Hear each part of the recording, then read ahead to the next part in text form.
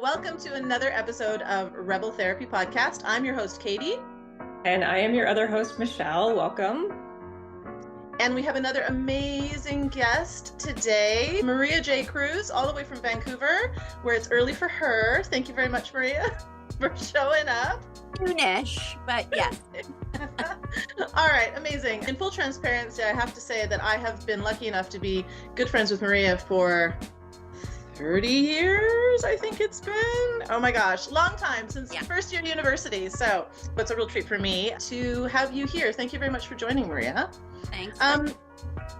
Yeah, our pleasure. I'm going to hand it over to you, and please tell our listeners and everybody who wants to know about yourself. Well,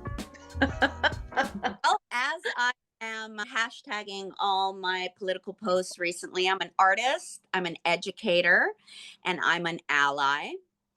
I have been a working performing actor since my early 20s. I'm also a writer and producer and sometime director in theater and film. My so-called day job is I work in our Vancouver school system in adult education, which sees me cross paths and really get into people's lives who are newcomers to Canada, a lot of them coming from war-torn countries with very traumatic stories. And then most recently now, I am dipping my toe into politics.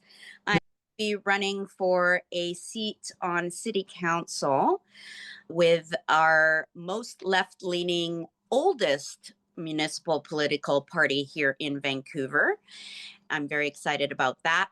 I believe that local politics is where we can most see change directly on a short timeline, rather than being bogged down in federal or even provincial politics, of which I have no experience. I have been with this party for a long time, and I've supported them and I've campaigned on their behalf, but this is my first time doing anything like running for office. Did you say which party, or did I miss that? Oh, I might not have. It's COPE, which stands for the Coalition of Progressive Electors. Yeah. Can you say more about that? Well, like I said, they're the oldest political party municipally. They've been around since 1968. Vancouver has a lot of municipal parties, and we don't vote on a ward system like you do there. It's citywide, which, may or may not be better. I'm not here to argue that, but you are voting for 10 councillors and one mayor at the same time that you vote for, I believe it's 7 Parks Board members and 9 school board trustees. This will happen in October. My first step is to be elected by my party. The deadline just passed for new members to join COPE, and now the membership in a month will vote on who they want to move forward. Currently, we have 1 councillor on City Council and 1 school board trustee. The councillor who is on council won in a by-election last year by a landslide. He got over 50,000 more votes than all the other parties combined. And so there is a bit of a movement, hopefully, in Vancouver for a Mamdani style takeover, because people are very wary, tired of the way the city has been running for a long time, and specifically our mayor, Ken Sim. We actually have a slogan, which is, quote unquote, evict Ken Sim. So I was going to say, it sounds like there is an appetite in Vancouver for some significant change, or you're at least hoping to tap into that. Yeah. Yes. And because of that, COPE has an embarrassment of riches running in our internal primary. So a lot of dedicated, passionate, qualified individuals. So I have a lot of competition.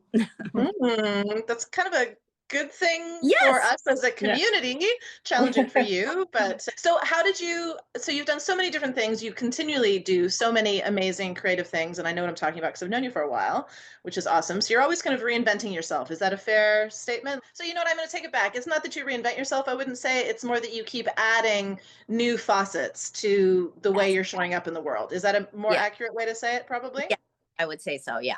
Okay. And none of it is necessarily intentional. It's just like the journey of where my life is taking me. I had previous to this no political aspirations, but it was really like I felt like I have to do something. And actually, I'm getting emotional just thinking about it. Yeah. I actually cried when I signed the document that I had to submit to COPE, which shows their mission and mandate. Like you have to agree to these specific calls for action and be this type of person within our party, because they call themselves an educational project. So it's also COPE's mandate to educate the public with facts and figures that really go against the mainstream, what people think, which is in many cases wrong, i.e. how the market works, how housing works. And so, so that was what clinched it for me. I said that in my application. I was like, I know this sounds cringe, as the kids say, but I got emotional when I signed your, proclamation, for lack of a better word. I'm curious what was so meaningful about that, like that particular moment, but even just like those particular goals, like that feels so like close to your heart. Well, I think that a lot of other parties and just a lot of politicians and people in general say things that they don't mean. And I really think that the people who represent COPE and run it, which is mostly volunteer run, really stand by what they say. And they are the demographic they represent. Like any of these people running for mayor or council can say, oh, I want more housing, or like, let's get this. And it's like, no, well, you own a condo in Yaletown, or you have a house in Port Coquitlam. You can say that, and that's fine. And I believe that there are obviously people who are of certain means who, and I mean, we need those people to be on the side of people without means. But the COPE like the membership is exactly who it's fighting for. And it wants to fight for all Vancouverites, but especially the 99%. And we have more and more billionaires in our midst in Canada and in British Columbia. And we need to stop catering to them and rewarding them, start listening to and serving the people that we're here for. Yeah. Absolutely. So the message resonates with you. It feels authentic to kind of like your core beliefs, it sounds like. To my core beliefs. And also, I have struggled financially my entire life because of my choice of becoming an artist. And so that comes with the territory. And then, another facet was I also got a master's in museum studies and worked in museums and that world for a while, which was my attempt at kind of raising myself up out of financial worries. Joining the middle class? Yeah, a master's in museum studies isn't exactly an MBA. So people don't reward the salaries you get with that aren't that great either. So here I am back to my first love of acting and staying afloat with education as well, which I do love certain aspects of my job, and other aspects, of course, are tedious. Okay, so as you're talking, I'm hearing, we talked about this a little bit before we joined the pod, right? But it strikes me that through these different steps in your career, in your life, and there seems to be an integration, obviously, between the two, you've really had to lean into both your authenticity. And it makes sense to me that, you said some of these choices have evolved over time. And I think as human beings, ideally, we also evolve over time. So there's like a cohesion there, I think. But it also strikes me that to make these choices that have at almost every turn been, I think, incredibly meaningful, but also incredibly difficult, you've needed an enormous amount of courage. And it sounds to me like as you throw your hat into the ring of local politics, you're going to need more courage. So Yeah. tell us about that. How have you been able to either harness that courage? Where do you find it? What does that come from? Who taught you? Like, how have you developed this relationship with your bravery, I guess? That's a nice, easy question, right? It's quite the Joan of Arc. It's awesome. Well, I don't know that anybody taught me. I mean, my mother is incredibly resilient. Indeed. Can we say hi to her right now? Yeah. Hi. And you know, keep soldiering on in the face of many hardships and roadblocks. So that I just think, especially lately, that, you know, none of us are going to live forever, and you might as well do it. You I know, love it. I'm a cancer survivor, and that was an incredibly difficult journey. I'm still being monitored, so to speak. I have a year left on my endocrine therapy. And then I just feel that it kind of gave me somewhat of a superpower, because if I made it through that, I can make it through anything. And as I say, I've had quite a few friends pass away from cancer very young. And yeah, we've only got one ride around this earth, and we got to make it count. Yeah, so I guess that's where it comes from. I don't know. I can be self-deprecating. My behind the scenes, I don't have a campaign manager, which is to the, like, some people are like, what? You don't have one yet? I do not. It's just me doing all my little social media posts. So I have a friend who has also gone through some tragedy. Her husband passed away suddenly. She is kind of my behind the scenes campaign manager. She is someone who knows nothing about politics, but a lot about branding. And also, like Katie, knows me quite well.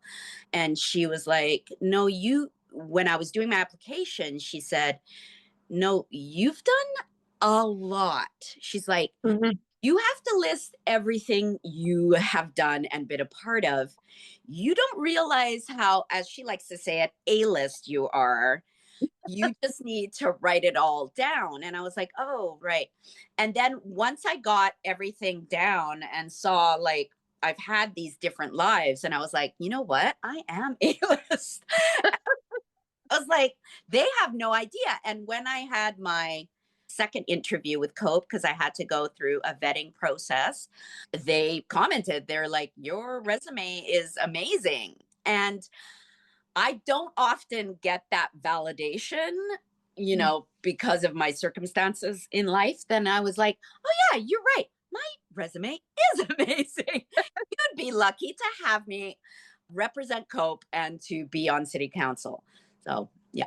It's so interesting how it's like we need that observer of us, or like that witness, to be able to like see more of our totality. And even like you said, all of the different things that you've done, it's like easier for her to access because she's like a little bit of a step out, as opposed to like when you're living in it, you're like, I don't know, I just did all these things. And you know, it's like, it's very hard to like take it all. I'm not saying you're like that, but it's hard to take it all in. And so having someone be able to witness that and be able to harness it and to validate you and kind of like, I mean, support is the right word, but it's almost like push you up a little bit to be like, you know, this is what you have. Yeah. And then back to what Katie said about having the courage, that's kind of like what gave me the courage. That, and the fact that old friend within the party who had run for city council back in 2018, I campaigned specifically for him. And he said, oh, Maria, you should totally run. It'll be fun. And I'm like, it's going to be fun. And he's like, oh my God, it's going to be so fun. We're going to have all these events. It's going to be a great campaign, great election. And I'm like, yes, I need some fun activism. Like, I need that. And then I waffled when I went to my first event where I saw all my qualified competition and people saying, you don't have a campaign manager? And then I was like, okay, I'm out. This is too much. But, you know, that came back around to, I'm having fun now, and I'm trying not to compare myself to the other candidates, because there is no comparison, A, and B, like Katie said, it's great for the party to have all these great qualified individuals running. Because previous to this election cycle, COPE would be the opposite, kind of like begging to like come on board, because people thought, oh no, the left party is not going to get elected. I'm not putting myself in through that unless you have the courage of your convictions, which the communications knows that I do, because I have been with the party for as long as I have. And I've always had, not always, but insofar as I could be cognizant of which. I think I made this joke to you when you told me the name of the party originally, months back or whatever. And, I work a lot with teenagers, and I love that it's called COPE, because sometimes that's like thrown out in like the Gen Z slang, where it's like not even necessarily a good thing. It's like, things are horrible, so that's just a cope. You're just coping, right? But like as a therapist, I'm like, yeah, of course, because we all need to find ways to cope literally right now. And I love hearing you say that, in previous elections, it's like, oh, the left party, whereas now it's like there aren't enough spaces for people to like get on the boat kind of thing, which I think sounds great. Going back to sort of like a youth kind of perspective, what I also like about, and you told me this before, but it does sound like it's very inclusive, and also I would assume multicultural, and also multi-generational. So it makes me think of the moment that we find ourselves, and how do we collectively figure out ways to cope.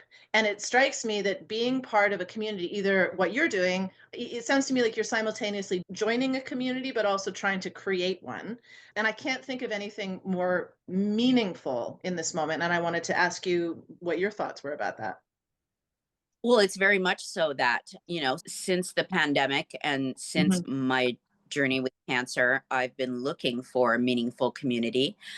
And the Palestinian cause has been super foremost for me. I joined an organization whose main purpose was to lobby our local federal MP for an arms embargo and a ceasefire and a two-state solution. And I did a lot of work with them in 2024. I did a lot of organizing work with them. And then, people within that sphere get burnt out because genocide is continuing, and it kind of, the activism goes in cycles. And so, yes, when Derek was like, it's gonna be fun, and it's like, change the world, but do it fun. You're like, fun. Obviously, I'm not leaving behind any of the other causes that I feel very passionately about. I connected with a collective of artists. I'm going to be performing on stage for the first time in a long time in 2 weeks, in a piece that was edited by the late Alan Rickman. My name is Rachel Corrie, and Rachel Corrie was an activist who was killed by the Israeli Defense Forces. She was an American activist. I believe she was in her mid-20s, and it's a play from her diary and journal entries. So I will be one of several readers of that in a week's time. Anyway, I forgot the question now.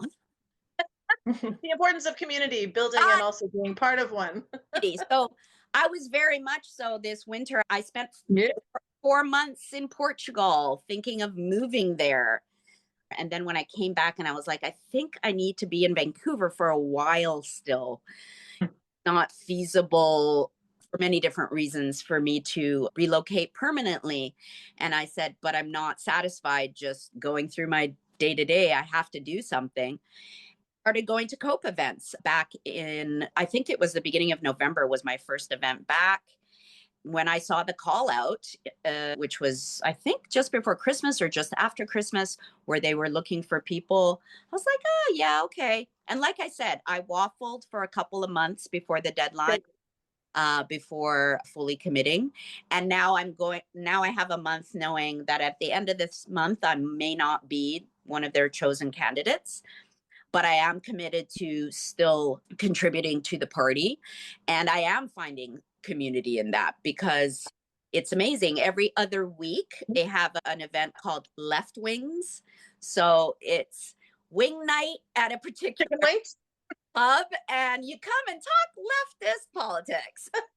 So I've been going to that and just meeting multi-generational people who have been with COPE since the 70s. Wow. and young people who are still in university or joining their first political party. In fact, one of our most qualified, amazing candidates is the VP of the AMS at UBC. Fantastic. His main platform is to complete the SkyTrain to UBC and to have free transit shelters at every bus stop. I mean, really, in a place where it rains 9 months a year, why not have shelters at every bus stop? Well, I'll tell you why, because they want to marginalize not only transit goers, but the homeless. So there's nowhere for them to, you know, pull up a bench and sleep at. Right. That's the city's concern rather than, you know, safety and shelter. Isn't that called like hostile architecture or something? I can't remember the word, but like 100%. And the Yeah. benches that are there have metal Yeah. rings in between, so you cannot lie down. Isn't that kind of what they do for pigeons, where they put like little spikes? So what I'm actually kind of hearing is that, you know, the people in charge are sort of operating in opposition to what the greater community actually wants. So I love the fact that you're stepping in to voice, or you try to be the voice, or certainly amplify some of the voices that are there that are not getting the attention that is needed. So another thing that came up for me as you were talking, there's a concept in Gestalt therapy, and I remember hearing about this when Michelle and I were in school together. As a Gestalt therapist, we believe that there is no inherent meaning to anything. And I remember hearing that thinking, oh my God, well then what? I don't know what to do with that. Like, what's so hopeless? But then the second part is that if there is no sort of ordained or inherent meaning, it's up to each of us to discover what our meaning is and what we assign meaning to. And so then I walk away with that going, that feels like a workable, you know, sort of model for my life. And it makes me think of you, because so many of the different things that you've done, I think, really have been underscored by that sense of meaning. Would you say that's accurate? As in, I have to do things with a sense of meaning? Absolutely. And that you've had to figure out what those be. Like, you've walked and continue to walk a very authentic and kind of original life, right? Like, you're kind of designing it as you go. When I think of your life, it makes me think of someone who's designing kind of as you move forward. And so I would assume that part of that is trying to figure out what the meaning is, and that has shifted and changed as you've grown and gone along your journey. Yeah? Oh, for sure. I mean, you know, we've all had that time in our early to mid to late 30s where our meaning is derived from who our partner may or may not be. The house we may or may not have, the job we may or may not be working. Wasted years of my life prioritizing that, you know, always all along still trying to stay true to myself. That would be my only regret. And I mean, it was a big life lesson, so it's not really a regret either. But yeah, believe that my most primary is what is authentic to me. For some people, it's their partner. For other people, it's their family. For other people, it's their work. And yet, for me, it's like, is this who I am? Because who I am is always tied up in what I do. Not everything one does, of course, but I am one of those people who, I have to do things for a reason, not just for a paycheck or not just for validation. It has an underscore of this is the meaning of life, really. Yeah, like I'm really struck by, you know, Katie talking about that. One of the underlying philosophies of Gestalt, like, is existentialism, which is what she was describing, right? So the idea of that actually kind of couples like freedom with responsibility. Right. So it's like, if there's no inherent meaning, you're free to act as you will. But then there are actual, you know, like consequences of that. You're responsible for your actions because there's no inherent meaning. So then the responsibility piece comes together. I think we always call it like the Spider-Man or whatever. Just like, I mean, great it's more power great comes power, great responsibility. comes great responsibility, but like the power to choose, right? Like, I think that's one of the main tenets of Gestalt, is like that actually we have the power to choose. And sometimes we're not always aware of that power or where the choice is. We're making choices unconsciously, or I feel like we're forced into choices, but we're actually actively making them all of the time. And when you can bring the awareness to that, you have a lot more agency. And so I was just struck by that with you sort of talking about like the freedom to move around and like discover these different things about yourself that feel authentic, but that actually this responsibility piece always comes in for you too, where it's like you're not just doing it to please yourself. Like part of that might be part of it, but it's like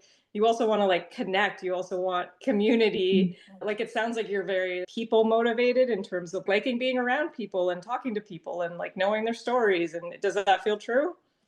It's funny because that is true, but being a Taurus, I also really like being by myself and needing a time away from people.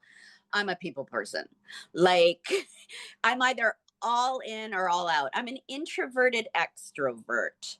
I feel like there is a misconception, right? Where people often think that like if you're an introvert and you're spending time alone, it means you hate people. But like actually it's like, no, you want meaningful connection, you want people you love and see. And when you're there, you're trying to put like you're all in. And then that takes a lot out of you. So then you're like, okay, I need to go back for a little bit. And it's like this back and forth as opposed to like this like shutting out and I hate these people. Yeah. Yes, exactly. Like I have no interest in small talk, and so I don't do a lot of it. That's kind of not a great skill set because, as you know, schmoozing in the acting world requires a lot of small talk. So maybe that's one of the reasons I'm not rich and famous yet. But whereas small talk within COPE or within my political friends that I have now, there is no small talk. It's right into, what do you think of this policy and what happened here? And did you hear about so-and-so? And it's right into that, which again, one can only do so much of before stepping back and taking care of yourself. I think that's one thing that I do have that perhaps my younger colleagues don't. They haven't learned that yet. The age that I am and having gone through the physical setbacks that I did, I know when too much is too much and when I need to take a step back and rest. Because either mentally or physically, I've already had a few weeks leading up to the deadline of signing up new members where I was like, okay, 3 events this week working full time. That's enough. Like there is another event on Saturday, but I'm not going to go.